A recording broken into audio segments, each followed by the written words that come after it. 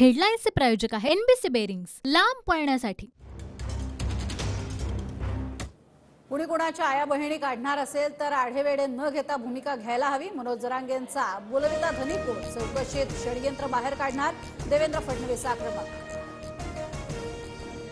जरांगेंना भेटणारे रात्री घरातनं बाहेर आणणारे कोण? पोलिसांवर कोणी दगडफेक करायला सांगितली? सगळं बाहेर येते। पोलिसांना मारायचं आणि आपण गप्प राहायचं का? फडणवीसांचा सवाल।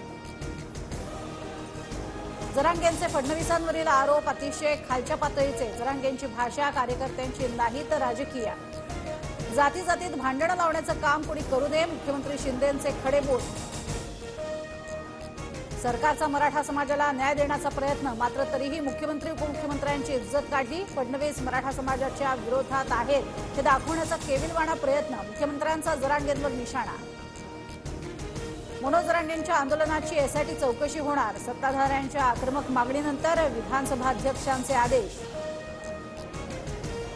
माझी बिंदास एसआयटी चौकशी करा, मला गुंतवण्याचं षडयंत्र रचलं जातंय। एसआयटी चौकशीवर मनोज जरांगेंची प्रतिक्रिया। राजेश टोपेंच्या कारखान्यामध्ये षडयंत्र रचलं, प्रवीण दरेकरांचा गंभीर आरोप। मनोज जरांगेंवर गुन्हा दाखल करून त्यांना अटक करा, दरेकरांची मागणी। कुणाचे कुणाला फोन गेले ते नंबर बाहेर काढा, दरेकरांनी राजेश टोपेंवरील आरोप सिद्ध करावे, जितेंद्र आव्हाडांचा आव्हान। संजय राऊत बोलले भाजपला संपवू, दुसऱ्या दिवशी जरांगेही तेच बोलतात। फडणवीसांना संपवण्याची, महाराष्ट्र बेचिराग करण्याची भाषा का? आशिष शेलारही आक्रमक। अर्थमंत्री अजित पवारांकडून राज्याचा अंतरिम अर्थसंकल्प सादर, ग्रामविकास विभागासह 9,280 गृह परिवहन बंदरे विभागातील 4,092 कोटी तर सामान्य प्रशासन विभागाला 1,432 कोटींची तरतूद।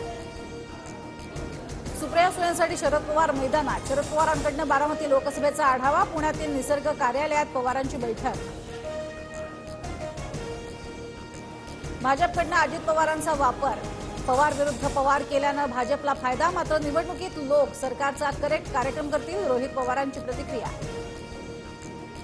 लोकसभा निवडणुकीच्या जागावाटपावर आज आणि उद्या मवियाची बैठक, बैठकीत जागावाटपावर चर्चा होण्याची शक्यता। आजच्या बैठकीत वंचितचा प्रतिनिधी उपस्थित राहणार।